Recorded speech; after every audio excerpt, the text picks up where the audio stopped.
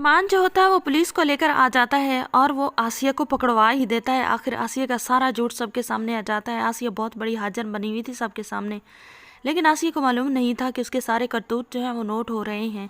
जैसे ही वो आदमी घर में आते हैं तो अरमान उनसे पूछता है कि आपको किसने कहा था। जैसे ही सारी बात वो बताते हैं, अब आसिया के पाँव के नीचे से ज़मीन निकल जाती है। लेकिन अरमान निकाह का मुतालबा कर देता है अपने मामू से कि उसका राह के साथ निकाह कर दिया जाए। तो आसिया जो होती है वो तो तड़पने लगती है, वो नहीं चाहती कि तारा या राहा को कोई भी सुकून मिले।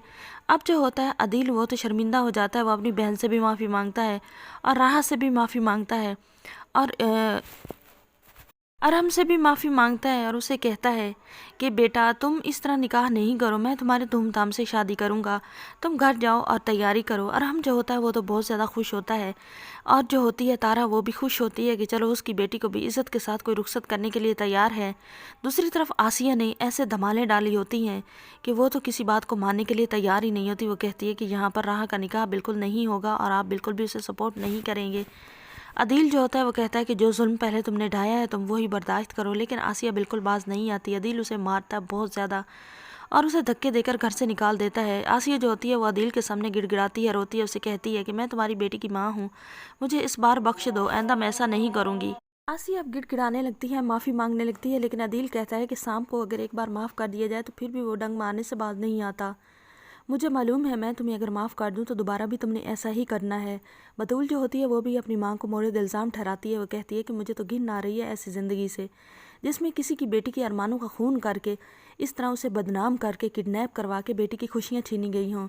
अब जब बतूल होती है जब ये बात करती है तो आसिया कहती है पहले तो तुम्हें ही ज़रियून बहुत ज़्यादा पसंद था, तुम ही कहती थी कि तुम्हें ज़रियून ही चाहिए, तो फिर मैं एक माँ होते के नाते मैं यही कर सकती थी जो मैंने किया।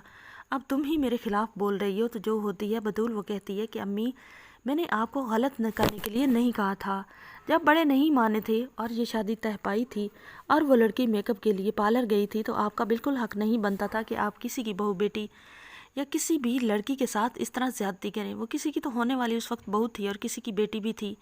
आपने अम्मी बहुत गलत किया, मैं कभी आपको माफ़ नहीं करूँगी। मुझे घिन आने लगी है इन खुशियों से और इस मांगी हुई खुशियों से और इस ज़िंदगी से।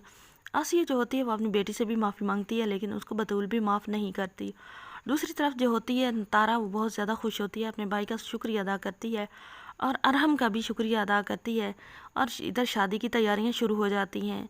आने वाले एपिसोड में हम देखने वाले हैं कि अरहम के साथ धूमधाम के साथ जो होगा अदील राहा की शादी करेगा, जिस वजह से तारा, राहा और अदील सब लोग बहुत ज़्यादा खुश होंगे और अदील भी बहुत ज़्यादा खुश होगा और आसिया जो है उसकी तो खैर नहीं।